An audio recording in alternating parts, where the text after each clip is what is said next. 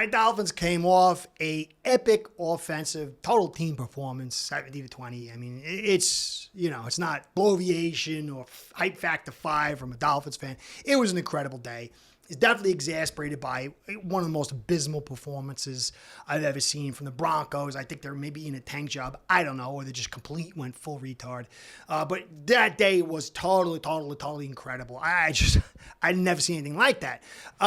So the easy layup for me would be to do, the Dolphins are unbelievable. Tua is unbelievable. This guy was wrong. That guy was wrong about them and all this. But honestly, it was like a sugar high. I'm past it now because I saw all kinds of stats with Dan Marino. When he broke all the records in 1985, it was a whole season of insanity. But I didn't get a Super Bowl.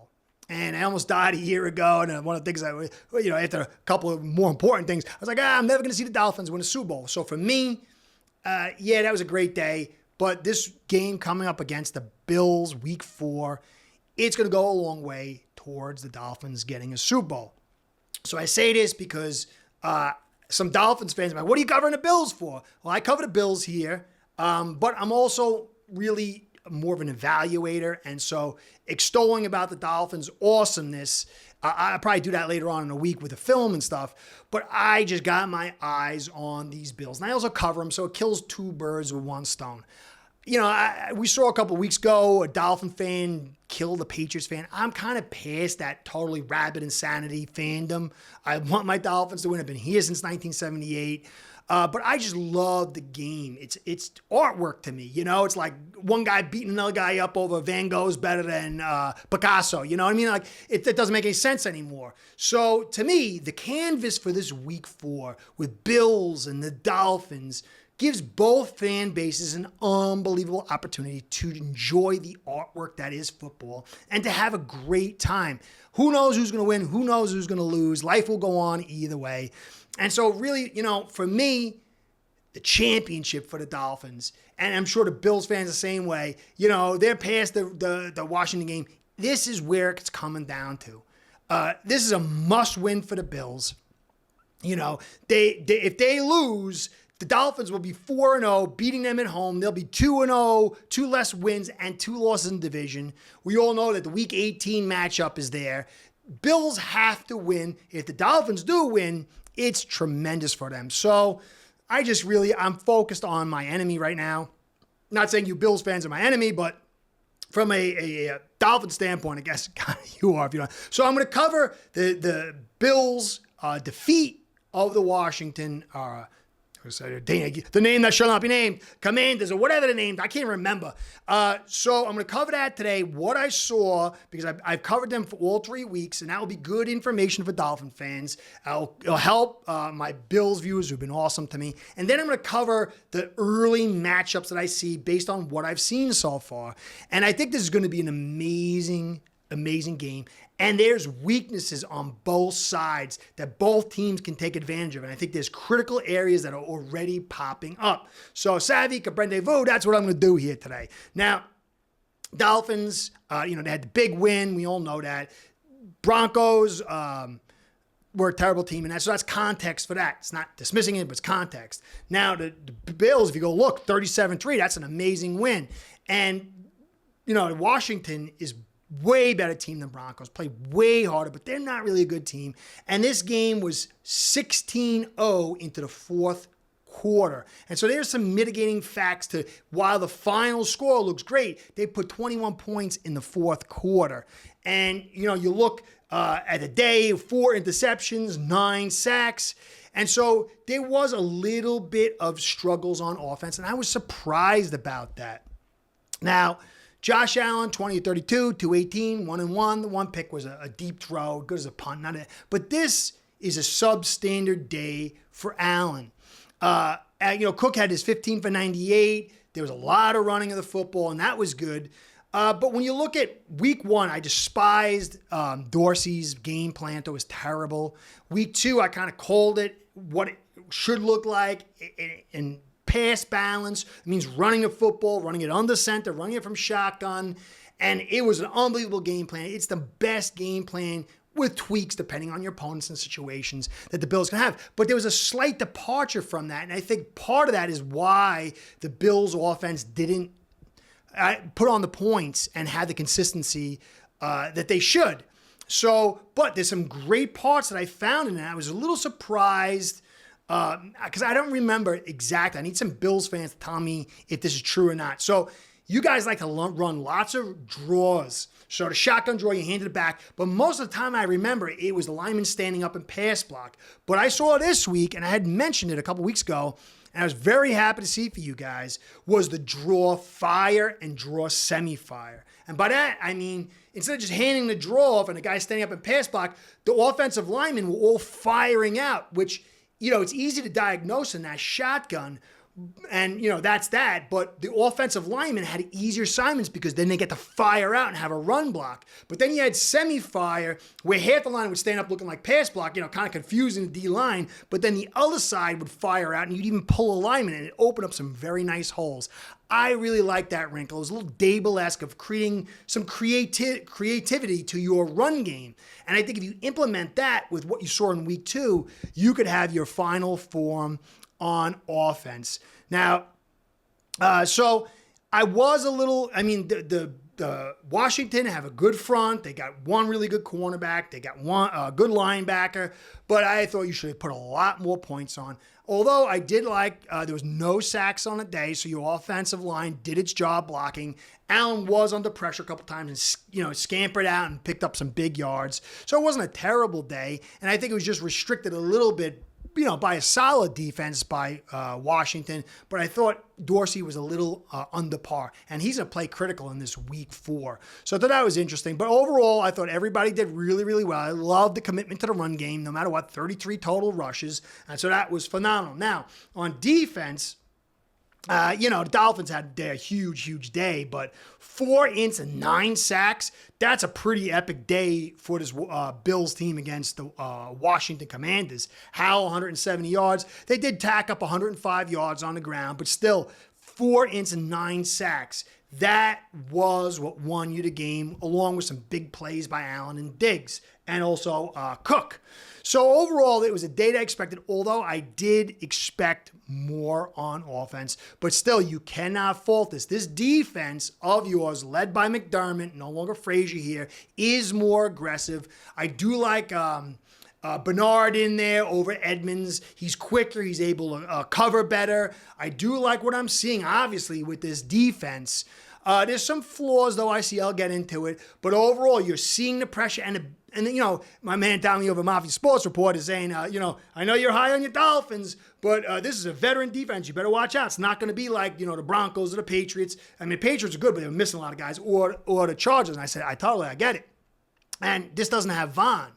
Von is going to take this thing and lift it so much more. It's going to make it a very, very, very, very tough defense, indeed, which is already tough. Now, what I really like from you that will definitely translate this week is Bernard had 2 sacks, Daquan Jones had 1.5, Oliver 1.5, Floyd 2, Espinosa 1.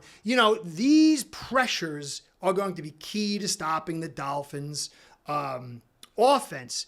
And this offense is legit good, guys. It's not just me saying it. There's so much speed that if you don't handle them with care, it's big plays, big points, and then they start falling like rain, and you gotta limit that. And it was like a certain play that I saw against Washington. Curtis Samuel was a fast guy, 4'3". You put Bernard one-on-one with him, and the safety was like playing middle field, and he couldn't get there at the time, and he got toasted by Samuel. Bernard's a good corner. I like what he does in zone in some other areas, but he cannot play. You can't make mistakes like that against this offense. It's going to hurt you.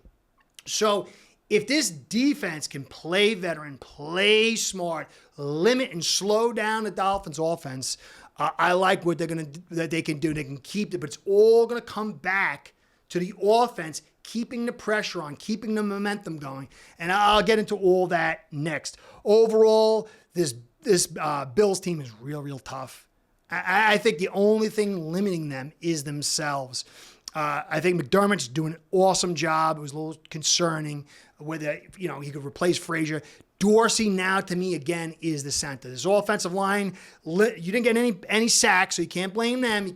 It's going to come down to Dorsey this week having his best game plan. So I'm going to get into the matchups I'm seeing and show some weaknesses I see on the Dolphins, show some weaknesses I see early on the Bills from what I'm seeing here, and then we'll move on from there. So anyway, before I do that, I want to say, guys, thanks for stopping by. I appreciate all you do for the likes, subscribes, the comments, the views. That's what makes this channel go. Without it, Curtis ain't doing his thing. So I want to give you a shout out, and a shout out to Ace Bread, because without the two of you, the show ain't going down. Ace Per Head's betting software is the premier white label platform for bookies to manage their players and grow their sportsbook operation. Click the link in the description below to get set up in minutes. Ask for the Curtis promo and get a special introductory discount. All right, so this will be a Dolphins and Bills kind of merger type thing here. Dolphins, like I said, are so fast. If you're letting Hill get open, he just drives the rest. Notice that he got limited against the Patriots and the offense kind of stalled. Weeks 1 and weeks 3, he just went off and the offense exploded. You've got to stop Hill. I'll be very interested to see what's going on. Now, Elam hasn't played. Maybe he's a guy who can come in and play some man for you, but you're going to have to slow down Hill. Now, I like some of the zones that you got. I like the way you clog the middle. I think Milano is phenomenal with his drop and shoot to the zones. He's had a couple almost picks on Tua. That's going to be critical. Bernard over the middle. I like you got the top over there. Although I'm wondering what's going on with Poyer. But it's the overall speed, though. White is still like this. It's going to be very interesting to see if you can play smart enough, make the right calls to compensate. The speed differential is huge. Now, the speed differential is big. If you can cap the situation, you can slow down this big play offense. That front you got does have the edge over the Dolphins. Now, Connor Williams, I'm not sure if he's going to play or not. He had a groin pull, and if he's out and Eichenberg is in, from what I've seen from you through 3 weeks, it's going to be a good equalizer to create this ability to kind of slow things down, put pressure on Tua, have him make mistakes. Because if you just let him sit back there, it ain't going to work. And if you do some of the stuff that I saw, the blitzes, I saw you blitzing a couple of times and guys were open and then Howell just couldn't stop and release. Tua is got the ability to get that ball off so quick. And some of these blitzes that I saw from the edge where the guy's like running free over the middle and he just can't stop and drop and shoot, Tua will, and it will gouge you. So I'm going to be very interested to see how does McDermott game plan around this. But if he can game plan around this, kind of like the Patriots, we're slowing it down and giving time for that front to get after our offensive line and quarterback, it's going to be very, very interesting. Dolphins, the talk is the offensive line is unbelievable, and it's done really well as far as the production. Tehran being in is unbelievable. To me, if Tehran's in, you have Wynn, you have Connor, you got Hunt, and even Jackson, it's going to go a long way. It's a shame if Connor's not in. It will be a big, big weakness, that center spot. And I'm telling you, Eichenberg and Wynn going against Daquan and Phillips, it's going to be very, very tough for them. But still, if that secondary, which is a little bit slow, makes its mistake, it's going to be burn, baby, burn. And it also includes in the run game. Edmonds is out. But you gave up 105 yards on 13 carries this week. If the Dolphins get that, and the Dolphins have been getting their run game going. They didn't get in the playoff game, but they got it the week before. If they can get that run game going, and then the Bills can't contain that, it's going to be very dicey. So to me, the McDermott versus McDaniel is going to be the key.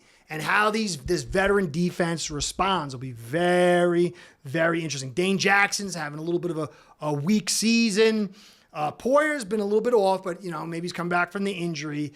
It'll be very interesting. It's going to be a game of big plays, and can this defense hold things down? So now on the opposite side, Fangio, he's got, maybe Dolphins fans are here and Bills fans, Fangio, he's got some holes in his secondary. He's kind of pulling it together. He gets a little concerned about mobile quarterbacks, and this is going to be a very interesting side for the Bills fans.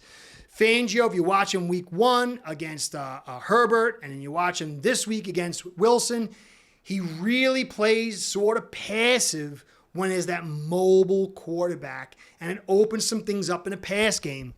Wilson took advantage of it a little bit, but there was fumbles and just everything else collapsing around him. Herbert tried to take advantage, but Fangio was just basically letting him run all day. But this week, when you got Allen who can run for yards, he can run to buy time, this is going to be the wild card, how Fangio plays Allen. But it's going to be very important for Dorsey to not just depend on Allen, because that's where you can get some of these picks with the confusing drops and the mixed match zones. And so will Dorsey just totally go on Allen, or is he going to be like a week 2 Dorsey, adding those fire draws in there? Because if he does, Fangio is going to leave it light probably in the box because you guys can hurt him. And so this is going to be the big thing for me. I will trust Fangio, long-time coordinator, to do well. Will Dorsey dial up the right game plan? Loved week 2, sort of liked week 3. Week 4, to me, is going to be the determiner. It's a must-win for the Bills. Sherfield, like I talked about, Hardy, you got guys that can make things happen. But if you tell Fangio, hey, this is what I'm doing, he'll dial that blitz up at the right moment, and he'll throw things into really a bad situation. So for me, that's really where it's at. A lot of the stuff that you got on offense, it's going to work. You got a good offensive line. You can kind of bully some of the guys up front of us because we're going to play so light. But will Dorsey get nervous? I don't know. Allen, to me, is going to be a major danger threat. I think he's definitely going to have to play a major role in this week. I'm going to keep looking it over, guys. But so that's what I'm seeing so far. I think that this game is just going to come down to a few big plays. I think that the offense of the Bills is going to put points on if they just come the right way. I think the Bills defense is going to limit us a little bit. I think the Dolphins are going to put points on, have big plays in both the run and the pass. They're going to give stuff up in that defense, but in that one moment where maybe Dorsey gets too predictable, and if he doesn't, it's going to be good for you guys. But if not, Fangio will dial up that blitz and throw that drive off. And they go 4-1, and the Dolphins are 4-1, 3-1. No, the Bills go 3-1, and then the Dolphins are 3-1, but they got the tiebreaker and they win at home. That's going to be very, very interesting watching these two race towards that big game. But if the Dolphins can take this game, look out. It's going to be very, very difficult, I think, for the Bills, who have a very tough end of their schedule, to catch up to the Dolphins. And home field advantage for the Dolphins and even a bye week, it would go a long way for them getting to the Super Bowl. Anyway, Bills fans, Dolphins fans, if you stayed this long, this is going to be a great game. This is what it's all about. Just enjoy. Let it play out. We can't control what's going on. Our heart breaks when things don't go our way. But this is just, should be for fun. Something beautiful will happen, I think, this week 4 as far as a great game.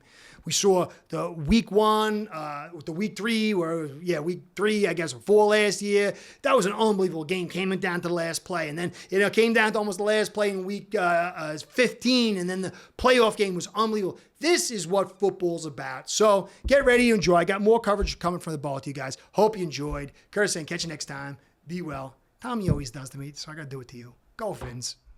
Start building your own online sports book today by getting signed up with aceperhead.com service that'll allow you to book action on sports from all around the world.